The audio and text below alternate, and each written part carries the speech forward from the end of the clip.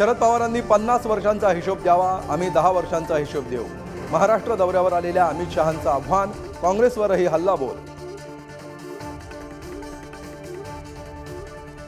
शरद पवार आणि उद्धव ठाकरेंमध्ये बैठक, ठाकरेंकडून लोकसभेसाठी 23 जागांची यादी, वंचितला कोणत्या जागा द्यायच्या आणि तिढा असलेल्या जागांवर चर्चा।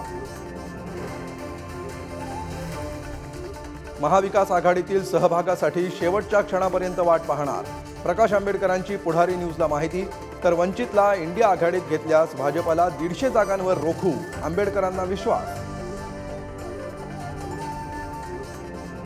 अमोल कोल्हेंची निलेश लंकेंना खुली ऑफर, रोहित पवारांकडूनही पाठिंब्याचा दावा।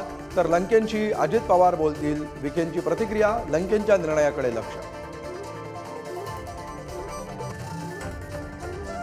Thank you.